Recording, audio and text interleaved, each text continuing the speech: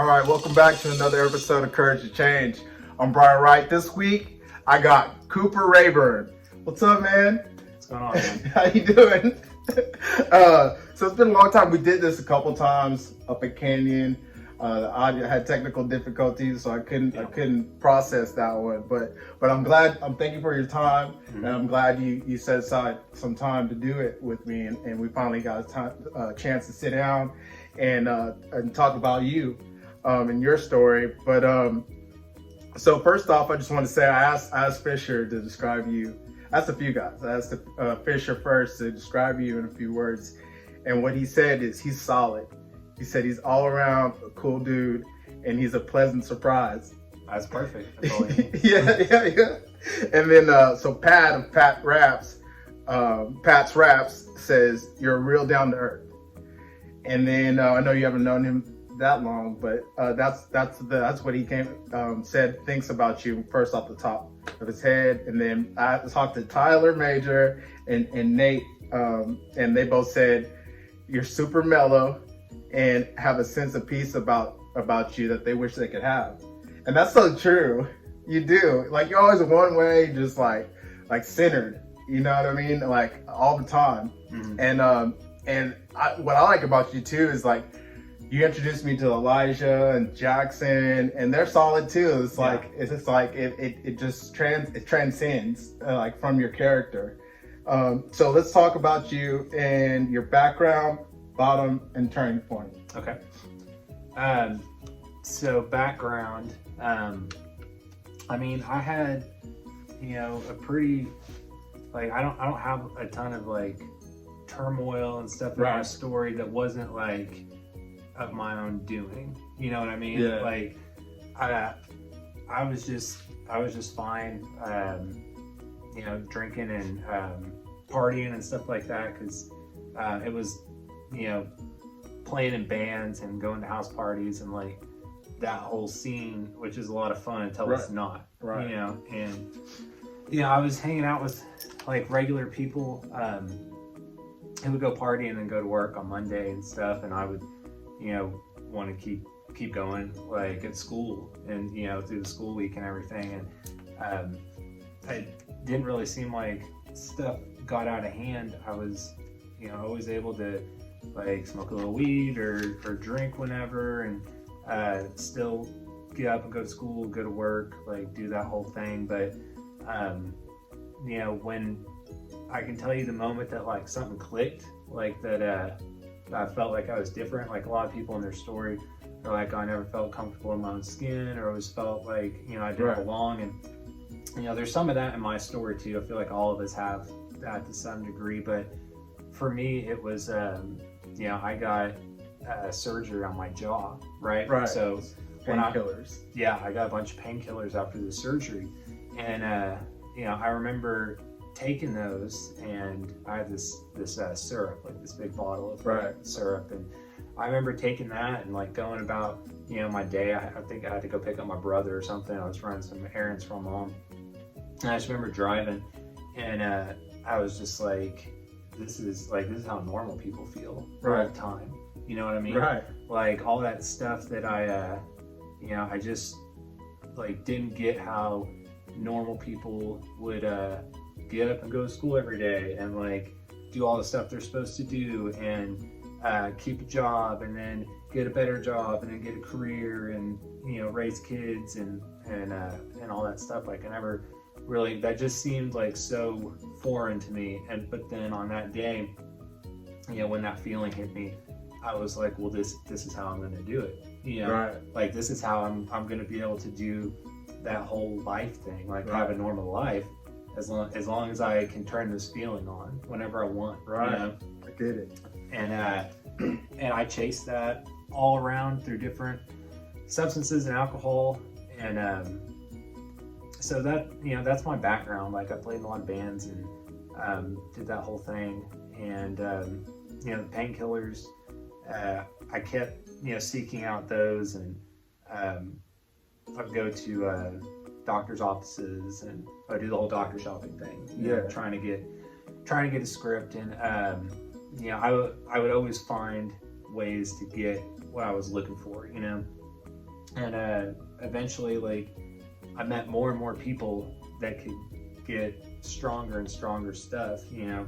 And as that went on, it was like, as I look back, it was like a lot of the people that I was hanging out with wasn't hanging out with anymore because they didn't want to party the way I wanted to party. Right. You know what I mean? Yeah. And the people that were partying the way I wanted to and had what I wanted were not people that I would have seen myself hanging out with. Right. Yeah. But those were the situations I had to put myself in. People I chose to put myself around so that I could get what I wanted, was to be able to turn that feeling on whenever I needed to. And you know, so my bottom was, you know, we can kind of fast forward through a lot of that because you know how it ends up, you know, all your money and all your time and your energy and everything goes to chasing that. And I ended up in jail, and so I go to jail, right? I fell out in a bathroom, like, because at this point I was doing heroin and methamphetamine and Xanax and just, you know, all this stuff, like, and I ended up falling out in the bathroom. And so I, you know, went to the hospital and I went to jail, and of course all the substances I just listed I had like on me, and so just I got all these charges and all that stuff. I was in jail for a while, and then I got out, and the you know, the judge was like, you need to go to treatment, you need to, you know, a whole list of things, like you need to be going to 12-step groups and getting a paper signed, you need to go talk to a counselor, like all these boxes to check all this stuff. And so I did, you know, I did all that stuff, like I really did. I stayed sober for a little bit, but I was just doing it just to stay out of trouble, you know, just like keep the heat off and keep people off my back, you Compliance. know? Yeah, it was just one of those things where it's like, wow, I guess that got out of hand. I should probably chill for a little bit. And like a normal person, like regular people, they'll get like a DUI or busted with a little bit of weed or something, and they're like, oh my god, like what am I doing with my life? Like, turn it around. Yeah, you know? that's it, I'm done. Yeah, and I was just like, okay, I'm gonna chill on this, and in the meantime, I'll you know, I'll figure it out. I'll figure out the right way to do what I want to do. And that was it. Like that was my headspace. And so I went for like a year doing all that stuff that I had to do for the legal system, and I stayed sober through a little bit of it, and but not for the entire time. So I was doing all that stuff, and you know, my bottom was, it should have been there on that bathroom floor. You know, that should have been my bottom, but it wasn't. My bottom was when I finally felt powerless and really conceded to myself that I was powerless. And I've got a couple of examples of that that stand out. So one was when I went to treatment, and I was in this treatment center for like several months, right? And I did everything they wanted me to do, and I felt really good, you know, and I was you know, I was doing a lot of like soul searching, like all this stuff in treatment, and I really was staying sober, you know, like for months I stayed sober, and I felt really good. And so I left this treatment center feeling really good. I started to get in shape, you know, I was really getting into like healthy lifestyle stuff, you know, because there's not a lot to do in treatment center. So I was like running and lifting weights and all that stuff. And so I leave the treatment center, I feel really good, and you know, I was telling everyone, I was like, I'm, you know, sober, I feel so good, like this is, you know, this is my the next step to the rest of my life or whatever. And like 2 days after that, I was back in the hospital from an overdose. Wow. Like that was like trying my hardest. Like that was like, being sober feels so good. I'm really gonna do this, like all my willpower, and that was the best I could do. It was like 2 days. So I went back to that treatment center, and I did sober living for a little bit, and I was still doing all the stuff that I needed to do for the judge, you know, checking all the boxes, getting all the signatures and all that stuff. And but I wasn't staying sober. And so you know, a year came from my first arrest, and I went to court, and I showed the judge all my signatures and all my letters from counselors and all the stuff they wanted me to do, and I had all the stuff, and he went and looked at it and checked all the boxes, and he was like, okay, best of luck to you, good job, congratulations. Yeah. And I was like, thank you very much. And like 2 hours later, I was like back in county detoxing on the floor of the county jail, because I just couldn't stop. Right. Like with all that stuff done, I just couldn't stop. Right. And that was, that was part of my bottom, was being on the floor of the county jail, curled up under that little metal bench. Yeah. Still wearing my nice shirt, still wearing my court clothes, like my slacks and my nice shirt and everything. Yeah. And after that, I started to actually take stuff more seriously, I guess. I don't know. I don't have like a single bottom, really. I've got a whole bunch of stuff that like should have been my bottom, but I want to go out and try one more time to do it my way, and I end up with the bottom it's even lower, even worse. So I have a bunch of those. What was the next part? Okay, so turning point. Okay, my turning point. So that was a big turning point.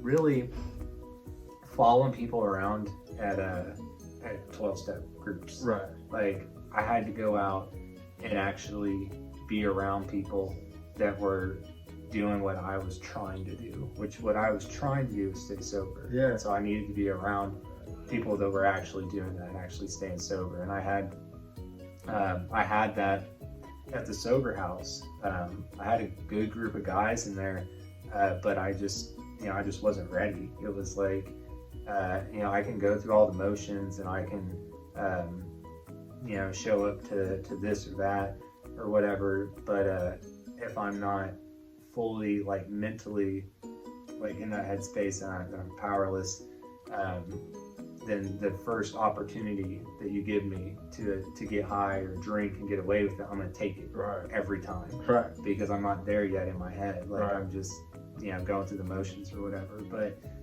following people around in 12-step groups, and this sounds kind of dumb, but I'll tell you, like, for real, what one of my turning points was when I was a couple weeks sober. This is actually, so my sobriety date is January the 24th of 2017. So this was like February of 2017. So I've been sober for like a couple weeks, and I was just watching movies. I watched that Jim Carrey movie, Yes Man. Yeah. Where he has to say yes to everything. Right. It's like hypnotized or whatever. Right.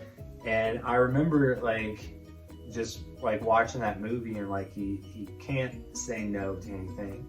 And I was like, oh, I'm just gonna try that with recovery, with sobriety. And so like, I would go, because I would go to these noon meetings, and I would go to all these different groups. And so like afterwards, people were like, well, you want to go to coffee, or you want to do this thing this weekend, or you want whatever. Like I would just say yes to everything. Right. And I kept following people around and showing up, like to where eventually like my mind caught up with my body. Like I had to put my body there first, just like take the steps, like just show up to go somewhere or to do something.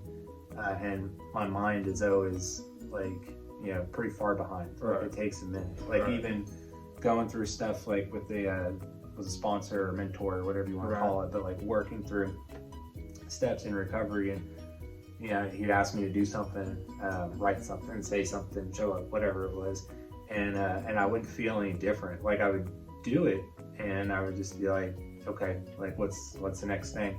And it wouldn't be till later that my mind would catch up, and that stuff would actually like start to like have meaning for me and help me. But gotta act our way into right thinking. Yeah, exactly. One of those cheesy things that you hear that actually turns out to be true. And it actually works. That's right. Yeah. Okay, so Pace Butler, you've been working there for almost 3 years. Like 3 years. Yeah. And so with Brad and Tom, how much is the impact on your recovery is working in an environment like that? I mean, it had a huge impact. Right. Like, and that was one of those things that like I fought because I didn't want it to. because I found myself working at this place I didn't know anything about. I was unhireable. Right. I could not get a job, and for good reason. Right. Like, I looked terrible on paper, Right. with all my criminal history and my work history, and so I found myself working at this place, and just trying to, just wanted to punch in, punch out, just get my paycheck, and like figure out what I'm gonna do, and try not to go drink or not to get high after work, Right.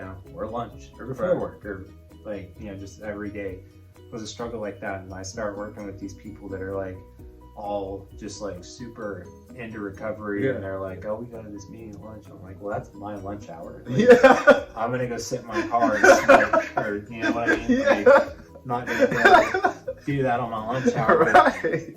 But I started, like I said, saying yes to stuff, Right. following people around. They do this thing here in the city, Right. and they have a big meeting outside, weather permitting, but they do it outside, and they grill food, and they have speakers, and that was like one of my first like regular things. Yeah. Like I'm gonna commit to it. Like, I'm gonna show up early. I'm gonna help set chairs out, and I'm gonna like be a part of this. And when they asked for volunteers to be on the committee, someone was like, you should do that. And I was like, okay. Right. And I started showing for like 6 months or something. Like, I was a part of that meeting. And so and all those guys were guys that I was working with, and it had a huge impact on me, because otherwise, I don't know if I would have kept doing what I've been doing before, which was, going to like not having a home group, right? Right. Which is something that they really suggest you do in recovery. Whatever, if you're part of a recovery fellowship, conventional wisdom is you should belong to a home group, like Right. a group that you don't miss unless you're like in the hospital, and Right. with people that hold you accountable and all this stuff. And that was like one of the first times that I started doing something like that.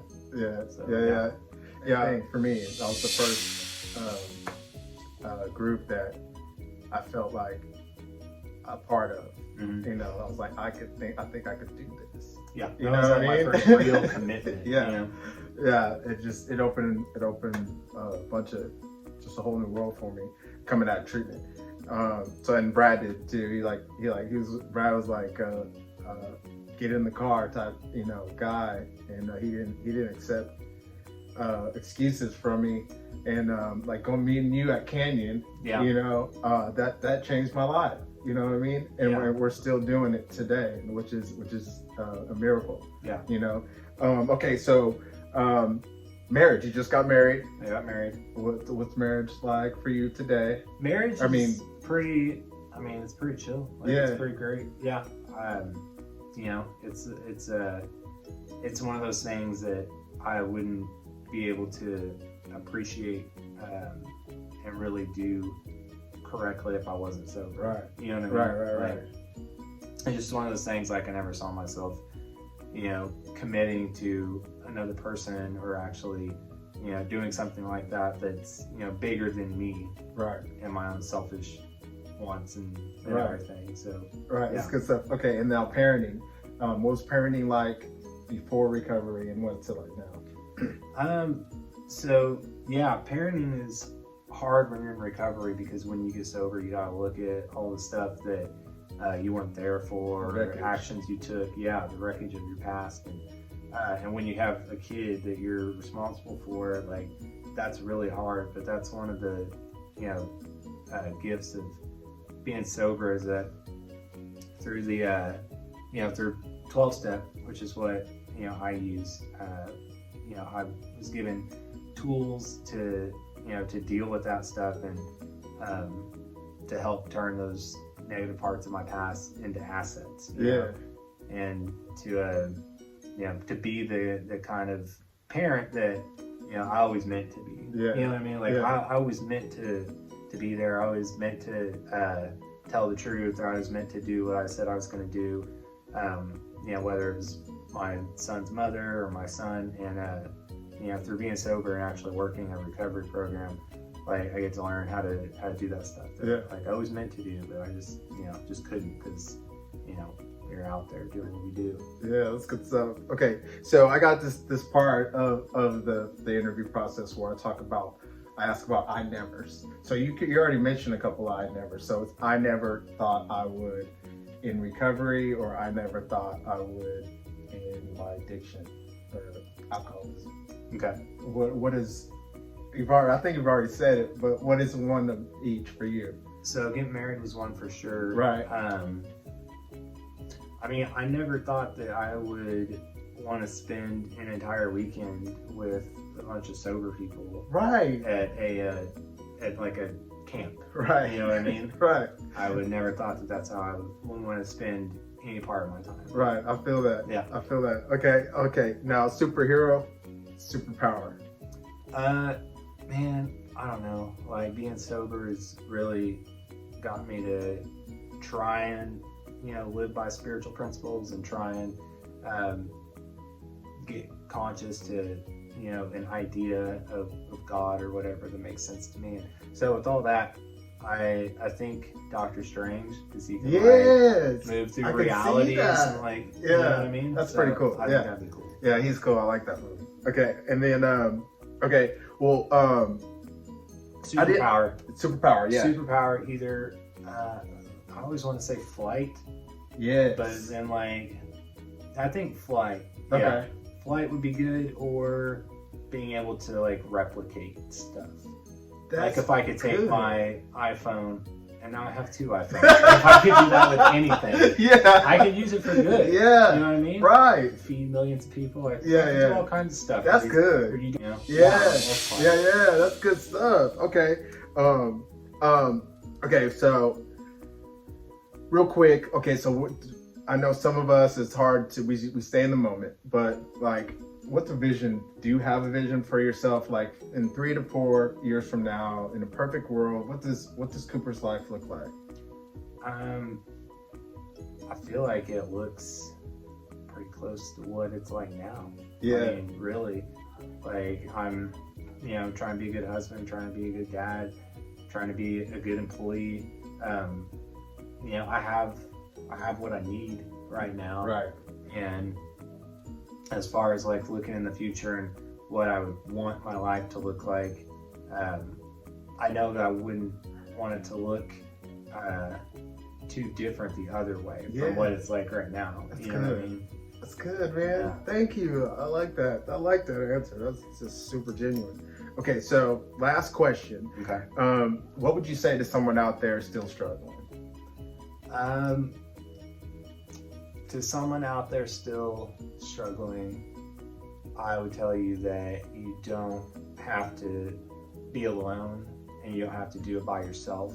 That's one of the things that was so hard for me was, you carry all this stuff, like, whether it's, your secrets or your lies or like, and you just, continue to like pile those burdens on top of yourself, all the while deceiving yourself that like, man, if I can just get this to happen, I'll be able to fix it, or I'll be able to stop when you know what I mean? Yeah. And it just doesn't happen, and you just like carry more and more stuff with you, and you don't have to.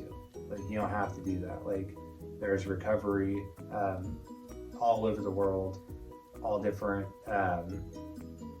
groups and different shapes and different spiritualities or whatever. Like, everything you can think of, like, there is a fellowship out there somewhere close to where you live that would welcome you, and if you just show up, be honest, and tell the truth, like, you don't have to do that stuff by yourself anymore. That's what's up, bro. Thank you so much. Yeah, man. It's appreciate been a it. pleasure. Yeah, for sure. Yeah, always sitting down with you and talking. It's like, it's super like cool. Like, I feel good about that. Okay, so it's Cooper Rayburn. I'm Brian Wright. Courage to Change next week. Grace and peace until then. All right.